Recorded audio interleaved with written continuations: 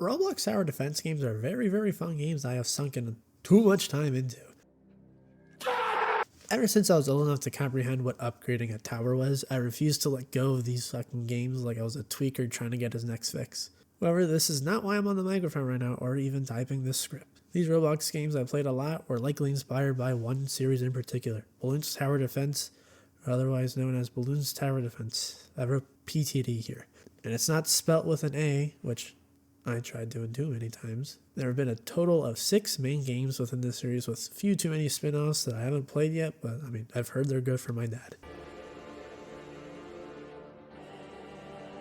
The first Balloons Tower Defense released all the ways back in the ancient years of 2007, the price of $3.99.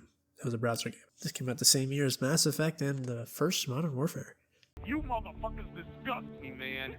Don't be playing a game y'all can't play, goddammit. Getting your asses beat every fucking goddamn day. It was legit just, as I said, a simple browser game that was just thrown onto Newgrounds or something like that. I'm assuming Ninja Kiwi, but I'm not checking that. I don't got the Wayback Machine.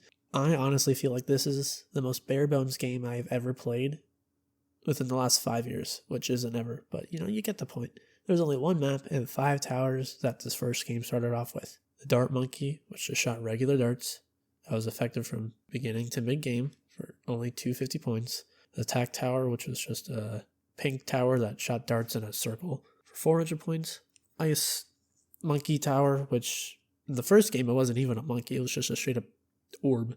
Just froze, and it was basically useless if you didn't have the Bomb Tower, which is the 4th tower, which shot bombs. They could be upgraded.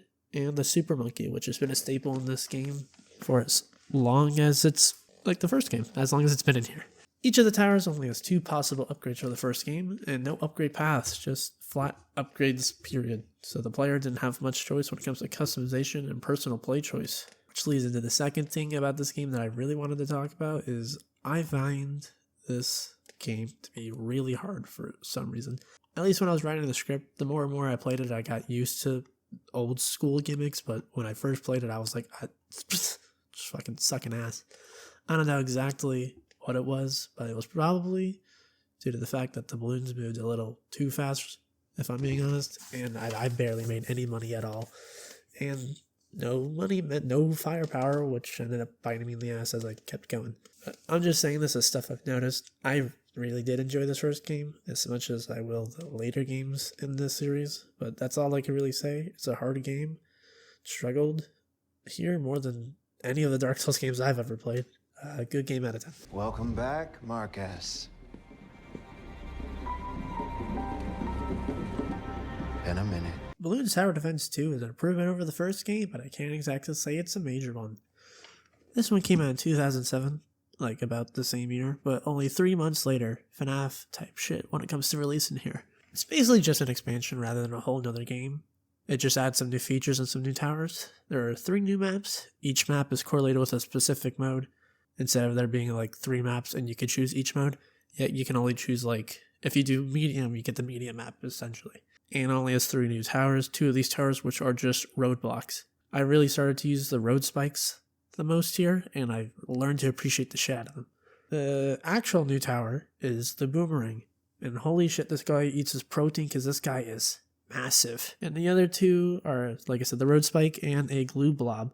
Instead of just a glue gun shooter, it just shoots down a loogie whenever you put it down.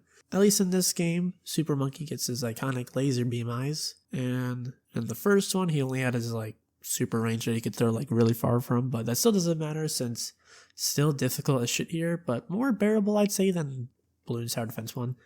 Because instead of only having like 30 health when you start, the game gives you about 75 on normal difficulty.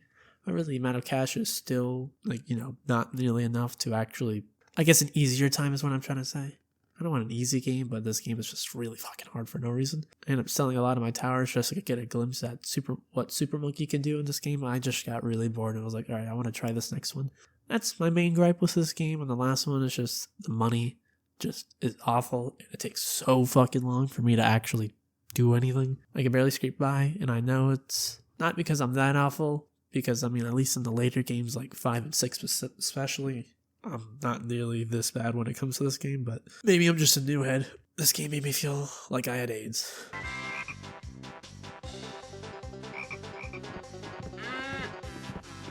can definitely say for sure that I love this game with a passion, and that it's a wild improvement from the last two. This game took almost a whole year to complete, 11 months to be exact, but Balloons Tower Defense 3 felt like a proper sequel, more than Balloons Tower Defense 2 ever did. Now there are multiple maps a player can choose from, not limiting it to the difficulty setting. New towers, there are 3 this time: the Catapult, Pineapple, and Monkey Beacon. The Catapult is a typical attack type that can just throw projectiles through multiple lanes if it's aimed properly. I had fucking stuttered there. The Pineapple is basically a bomb that will explode after enough time. That's what a bomb does. And the Monkey Beacon is a support tower that'll just give buffs and whatnot to the towers on the map. I guess that part of the reason as to why I find the first game so hard was likely due to the map design and layouts, since here the maps are more closed in and overlapping. That allows me to reach around 30 in most cases without nearly as much of a headache as I had to put in for the first 2 games. I played on the grassy green level when I was playing this game, and it's probably one of my favorite maps of the whole series.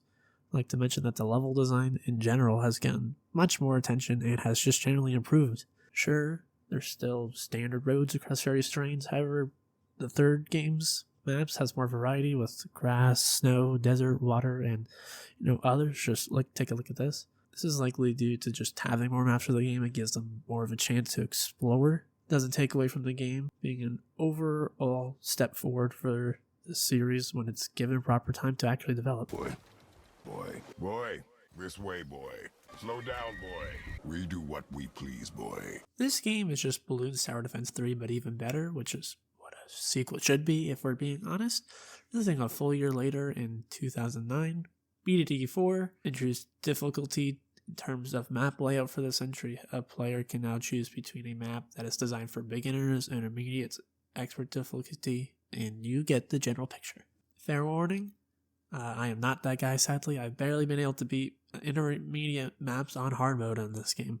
However, this game is just fun and actually introduces a progression system with the ability to rank up and get more towers. 7 new towers were added in this game. The glue tower, that's basically just the glue drop from BTD 3, but instead it's just a monkey now that shoots glue gun and can actually be upgraded and pop balloons now. The monkey ace is a plane that'll fly around at a set path, and it will shoot balloons with darts in a circular motion like the tack tower. The monkey buccaneer is basically what he sounds like. He's on a pirate ship and he can only be placed on water, which doesn't make it exactly too useful, only in specific situations.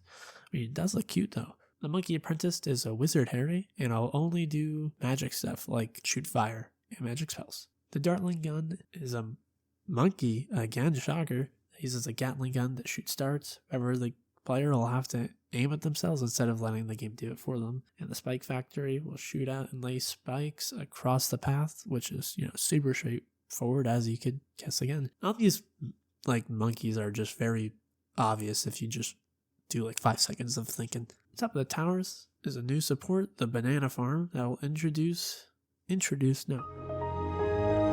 they'll produce bananas that can be turned into extra cash. I can't speak again. Extra cash to help across the rounds. One thing that has been taken away, sadly, is 2 different upgrade paths. Sure, it wasn't as in-depth as it'll become in the later games, but it was still fun to be able to just choose through the menus. The 4th, Balloons Tower Defense, pretty good, and it's my 4th reason to keep on living.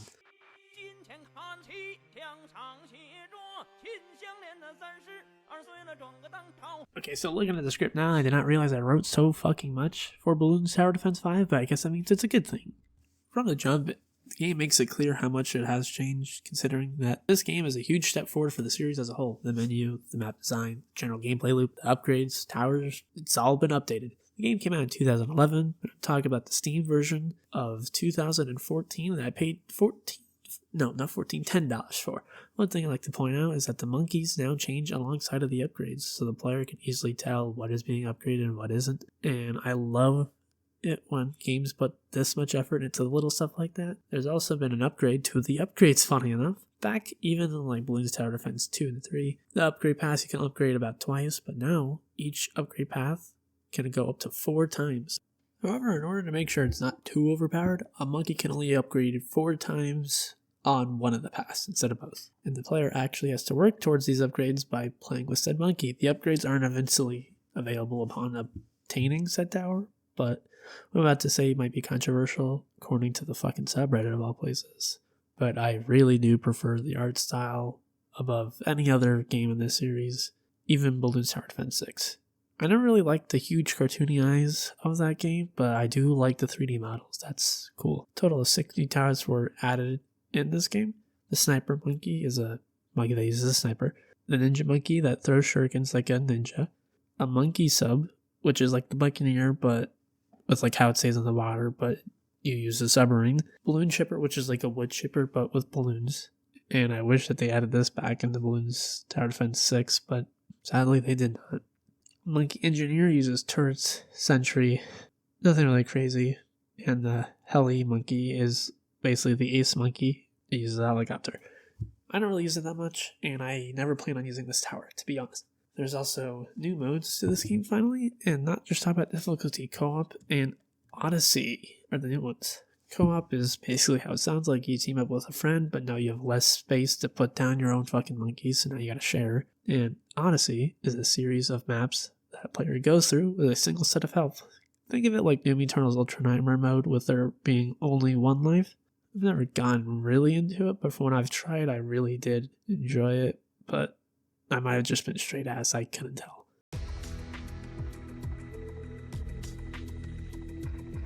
Balloons Tower Defense 6 is the definitive BTD experience. 2018 is the year of this masterpiece, same year as Spider-Man and God of War. Game has too many maps, new towers, whole new upgrade paths for every character, and new features. There are 4 new towers, which I don't use often except for one. The Alchemist, which is the one that I use, uses potions and can transform. And like I said, it's my personal favorite. Druid, I don't know how to say it, is a mythical monkey that uses tree-based powers. Cool looking. The Mer Monkey is a mermaid monkey. I have never touched this one, but apparently uses a trident. And the Beast Handler appears to just be the engineer, but summons beasts instead of turrets. Some new monkeys. Some neat monkeys, I'd say, but I still like to use my main towers the most. In Balloons Tower Defense 6, every monkey now has 3 upgrade paths instead of 2, which allows for even more gameplay variety compared to the previous one. When you know life the game enough, a monkey can be leveled up to a point where you can obtain quote unquote mastery. Wow, I am stuttering today. I could show, but I sadly have not put enough hours into this. All that time went into those Roblox games I previously mentioned. With Balloons Tower Defense 5, there was a new mode called Odyssey. It was a cool challenge run. But with Balloons Tower Defense 6, you get Odyssey as well as 5 other events alongside that as well. The main ones that were showed to me were Boss Rush and Boss Event. I can certainly say that I enjoy this more than Call of the Dead though. Balloons Tower Defense is a series full of consistent back-to-back bangers. I am seriously impressed with how much I enjoyed all of these games, and none of them really stuck out to me as particularly awful either. My favorite would probably be Balloons Tower Defense 5. My least favorite, definitely Balloons Tower Defense 2. By no means am I saying that these games describe the entirety of the franchise, but they, amongst all the other games, including the spin-offs, were fun, and I'm probably going to spend more time grinding them out, popping balloons, instead of shooting the blocky zombies on Roblox Tower Defense, because I don't have Roblox.